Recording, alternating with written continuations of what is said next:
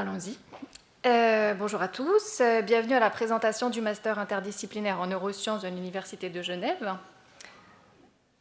Notre Master est organisé par le Geneva University Neurocenter, un centre interdisciplinaire qui regroupe plus de 70 groupes de recherche. Et ici, nous menons une recherche de pointe sur le cerveau humain et animal. Notre programme est avant tout une formation à la recherche, avec un objectif clair qui est former la prochaine génération de scientifiques en neurosciences. Et donc pour cela, le programme s'appuie sur 3 piliers fondamentaux. Le premier, c'est l'immersion en laboratoire. Si vous rejoignez le programme, vous allez rejoindre aussi une équipe affiliée au Neurocenter et mener pendant 2 ans votre projet de recherche, dont vous serez le véritable moteur. Le deuxième pilier, c'est un enseignement de qualité qui vient soutenir et enrichir cette expérience pratique. Donc vous participerez à un ensemble de cours théoriques en neurosciences et de formations avancées, ça peut être en programmation, en analyse de données, communication scientifique aussi, et effectivement parce que ce sont des compétences extrêmement recherchées dans les milieux académiques, cliniques et professionnels. Enfin, le troisième pilier de notre programme concerne une formation à la communication scientifique, parce que savoir partager et valoriser vos résultats est une compétence essentielle du métier de chercheur, en plus effectivement du savoir-faire théorique et pratique en laboratoire. Quels sont les atouts et les points forts de notre programme? Donc ce programme, comme je disais, c'est avant tout plonger dans la recherche sur le long terme. Donc l'idée, c'est que vous repartiez d'ici, de ce programme, avec des compétences solides, bien sûr, et surtout prêts à décrocher un doctorat. Donc pendant 2 ans, vous serez pleinement intégré à un laboratoire de neurosciences, aux côtés de vos collègues et de chercheurs de renommée internationale que sont nos groupes leaders. Et ce ne sera pas juste de l'observation. Tout au long de ces 2 ans, vous menez votre propre projet, vous explorez, vous testez, vous découvrez. Et vos résultats, ils peuvent être en imagerie, en modélisation, concerner des études comportementales, ils peuvent être sur l'animal, sur l'humain, et ce, toujours en collaboration avec votre équipe, avec leur soutien et leur expertise. Bref, vous n'êtes pas spectateur ou spectatrice, vous êtes vraiment dans ce programme acteur, actrice de votre recherche dès le premier jour jusqu'au dernier jour du programme.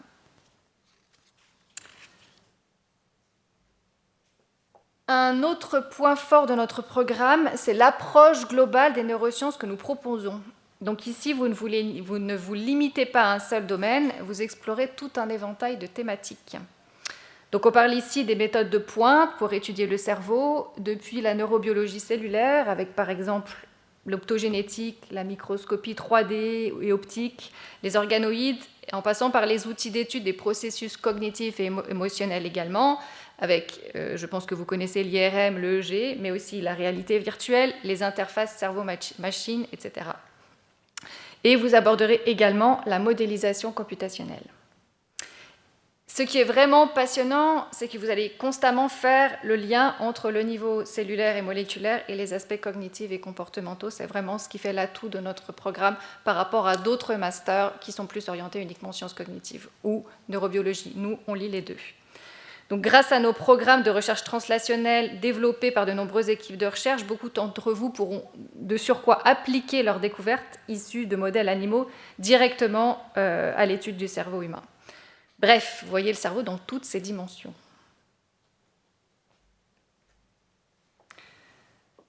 Enfin, vous allez évoluer au cœur d'un des pôles des neurosciences les plus avancés d'Europe. Donc Genève n'est pas juste une ville, c'est un vrai environnement scientifique dynamique. Donc séminaires, ateliers, conférences. Vous aurez l'occasion d'échanger avec des chercheurs de renommée mondiale presque tous les jours.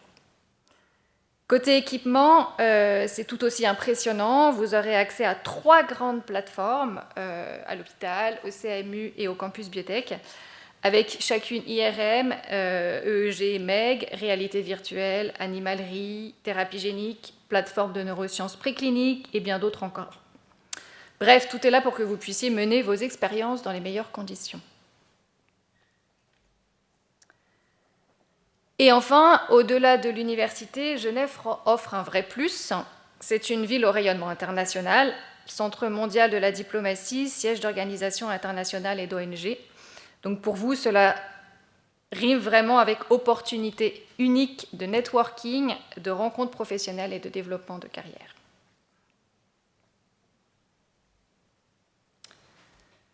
Parlons un peu maintenant du plan d'études lui-même. Donc le master totalise 120 crédits ECTS sur 2 ans. Parmi ces 120 crédits, 84 crédits sont consacrés à votre projet de recherche. Donc c'est, comme je n'arrête pas de le dire, vraiment le cœur du programme. Et ensuite, 24 crédits sont pour les cours obligatoires et 12 crédits pour les cours optionnels que vous choisissez selon vos intérêts. Intérêts personnels, intérêts liés au projet de recherche, bien évidemment. Comment ces crédits sont-ils répartis sur le programme? Ces 120 crédits sont répartis sur 2 ans, soit 60 crédits par année. La première année inclut 24 crédits de cours obligatoires et 36 crédits de projet de recherche. La deuxième année, quant à elle, inclut 12 crédits de cours optionnels et 48 crédits de projet de recherche. Donc les étudiants passent ainsi 2 jours par semaine en laboratoire en première année et 4 jours par semaine en deuxième année, ce qui était vraiment un temps conséquent pour mener à bien ce projet de recherche. Donc encore une fois, cette immersion en laboratoire, ce projet de recherche représente le cœur du programme. Parlons maintenant des enseignements. Vous allez explorer au niveau des cours obligatoires la neurobiologie, comprendre le fonctionnement des synapses, plonger dans les sciences cognitives, mémoire, langage, reconnaissance visuelle, tout ce qui fait le fonctionnement du cerveau. Mais ce ne sera pas que de la théorie, vous apprendrez aussi à manipuler les techniques et outils d'analyse pour pouvoir interpréter vos résultats vous-même ensuite en laboratoire. Les cours optionnels, quant à eux, sont très variés. Ils viennent de plusieurs facultés, la faculté des sciences, la faculté de médecine, la faculté de psychologie. Donc vous pourrez suivre au travers de ces cours optionnels des travaux pratiques pour apprendre les techniques ou des cours avancés sur des sujets précis comme le langage, la mémoire ou encore bien d'autres thèmes. Bref, c'est vraiment interdisciplinaire.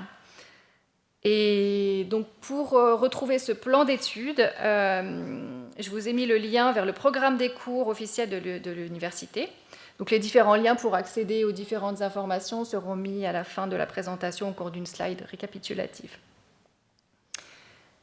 Côté langage des cours, donc les cours obligatoires sont tous dispensés en anglais et pour les optionnels, la moitié, on va dire, sont proposés en anglais, la moitié sont proposés en français étant donné que certains cours sont proposés par la faculté de psychologie. Vous pouvez cependant suivre des cours pour la moitié des crédits optionnels hors Université de Genève, donc on pense par exemple à Lausanne ou à l'EPFL. Ce qui élargit en fait l'offre de cours en anglais pour les non-francophones. On a beaucoup de non-francophones dans le programme. Donc encore une fois, soyons clairs, ce programme est avant tout pour ceux qui veulent devenir chercheurs. Vous rejoignez un laboratoire de recherche, vous publiez vos travaux pour certains. Nous sommes très fiers d'avoir de plus en plus d'étudiants de notre programme en master qui ressortent avec un papier en premier auteur à la fin du programme. Vous publiez vos travaux, vous devenez un chercheur hautement qualifié et vous gravez les échelons dans le milieu académique. Néanmoins, côté carrière, ce programme ouvre vraiment beaucoup de portes en dehors de la recherche académique. Donc, bien sûr, tout d'abord, il prépare parfaitement à rejoindre des écoles doctorales en neurosciences, puisque c'est quand même le but principal, ou d'autres programmes de doctorat. C'est vraiment une base solide pour ceux qui veulent se consacrer à la recherche académique, qu'elle soit clinique ou fondamentale, dans des universités ou des hôpitaux. Mais les possibilités ne s'arrêtent pas là. Vous pouvez aussi devenir chercheur dans le secteur privé, que ce soit dans l'industrie pharmaceutique, l'industrie biomédicale, ou dans d'autres secteurs technologiques. Et ce n'est pas tout, certains d'entre vous choisiront des parcours différents mais tout aussi enrichissants, enseignants-chercheurs, pédagogues, journalistes scientifiques ou encore, pourquoi pas, data scientist, sont des métiers que vous pourrez exercer après ce programme, souvent en le complétant par une formation complémentaire. Dans ces métiers, vos compétences en analyse et communication scientifique acquises dans le programme seront alors pleinement mises à profit, vraiment très utiles. Bref, ce programme ouvre des horizons variés et stimulants, adaptés aux ambitions de chacun dans le vaste monde des neurosciences. Quelles sont maintenant les conditions d'admission dans notre programme? Donc surtout, quel profil recherchons-nous pour assurer le meilleur match possible entre les étudiants et le programme? C'est ce qui est le plus important pour la réussite de tous, des étudiants qui vont faire le programme et notre programme. Donc premièrement, le diplôme de bachelor. Donc il faut être titulaire d'un bachelor en biologie, médecine ou psychologie ou d'un diplôme jugé équivalent. Certains bachelors hors sciences biologiques peuvent aussi être acceptés à condition d'avoir un nombre suffisant de crédits en biologie fondamentale. Et pour les diplômes non totalement équivalents, il existe une passerelle d'1 an, soit un complément en biologie ou en psychologie qui dépend en fait du background de l'étudiant.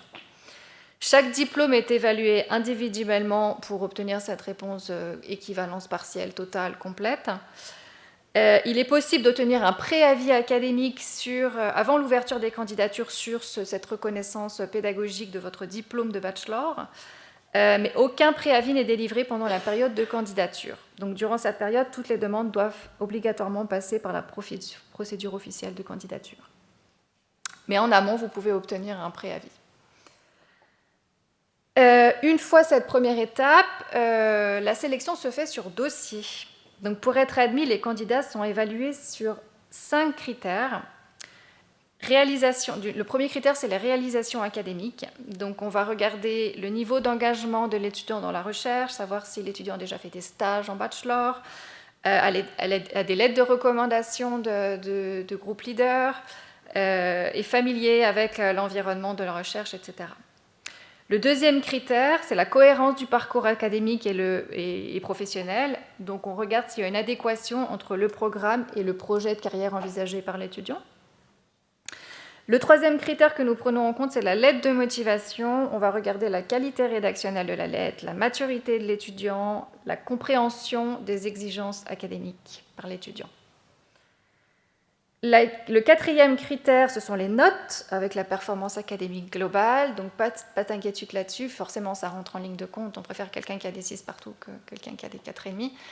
Cependant, c'est vraiment une vision globale de votre dossier. Donc si on peut comprendre que y a une matière qui vous plaît moins ou vous avez eu un rattrapage, c'est pas le problème, mais on va regarder ça de façon très générale. Et le cinquième critère que nous regardons, c'est le format du dossier de candidature. On va regarder la clarté, l'organisation et les compétences de présentation. Donc ces critères, je ne les ai pas mis dans ma slide, mais elles sont publiées sur notre site web et je donnerai le lien de notre site web à la fin de cette présentation, donc vous aurez accès à tout ça. Et enfin, dernière étape, pour rejoindre définitivement le programme, il faudra être accepté par un laboratoire d'accueil après une ou plusieurs interviews. Donc concrètement, les projets proposés par les laboratoires sont publiés sur notre site web dès le début de la période de candidature. Les étudiants soumettent ensuite une liste de 5 vœux de laboratoires dans lesquels ils aimeraient réaliser leur projet de recherche. Ils seront prioritairement interviewés par ces laboratoires si leur profil correspond, en fonction de ce que je recherche les laboratoires. Ils peuvent néanmoins aussi être contactés par d'autres laboratoires si leur profil correspond à un autre projet. Donc bref, c'est un système flexible, transparent, qui maximise vos chances de trouver le laboratoire idéal pour votre projet de recherche.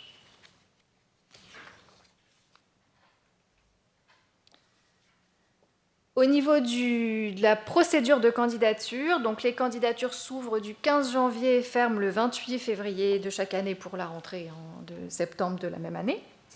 Tout se fait via le portail de candidature de l'Université de Genève. Et donc pour postuler, vous devez préparer plusieurs documents clés qui sont également listés sur notre site web.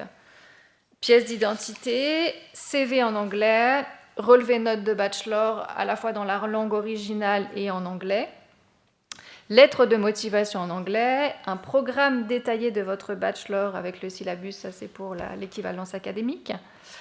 Nous avons besoin d'un certificat d'anglais minimum B2, officiel, plutôt TOEFL, TOEIC, ce genre de certificat. Et sont Facultative, les pièces jointes suivantes, mais très fortement recommandées pour la sélection. Des lettres de recommandation, notamment de la part de chefs de groupe, si vous avez déjà fait des stages de bachelor notamment.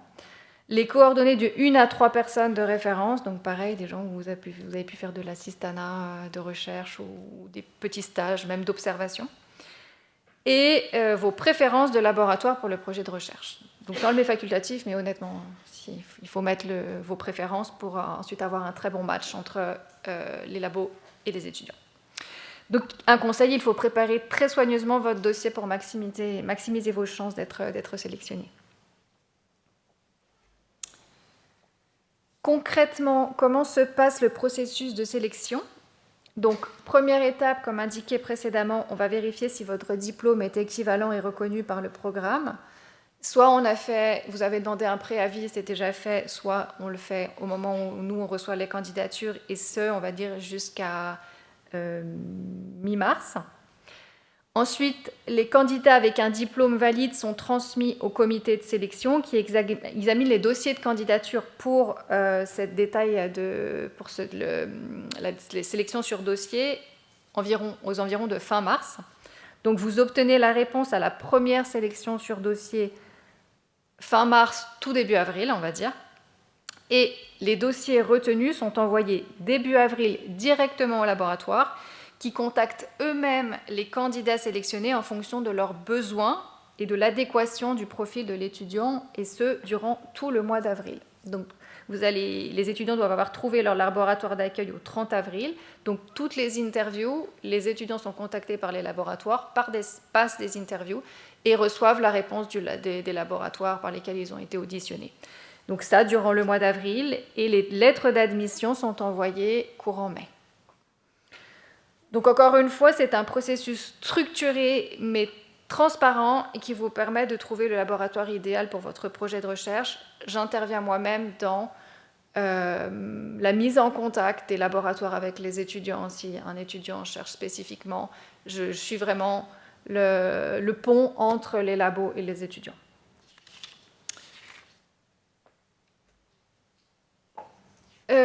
Voilà, je crois avoir fait le tour à peu près de la présentation de ma formation. Donc toutes ces informations d'aujourd'hui, vous pouvez les retrouver sur nos différents sites web. Donc d'abord celui du Neurocenter, sur lesquels vous pouvez retrouver le plan d'études détaillé, le processus de sélection que j'ai décrit, la présentation des activités de tous nos groupes de recherche. Donc vous pouvez voir tous nos plus de 70 groupes de recherche avec toutes les activités et voir un petit peu ce qui pourrait vous intéresser. Et vous avez également le lien vers la présentation des projets de recherche de Master 2025. Donc ceux pour 2026 seront seulement accessibles début janvier, au moment de l'ouverture des candidatures. Et vous pouvez aussi retrouver le détail des cours de notre plan d'études sur le programme des cours de l'Université de Genève. Donc j'ai mis aussi le lien vers le programme des cours. Vous avez effectivement le détail des cours obligatoires et de tous les cours optionnels, parce que j'ai oublié de dire qu'au niveau des cours optionnels, vous avez une large palette. Je ne sais plus, il y a 30-40 cours optionnels parmi lesquels vous devez en choisir 4. Donc ça fait quand même un large choix. Donc tout ce détail, vous pouvez le retrouver sur le programme des cours.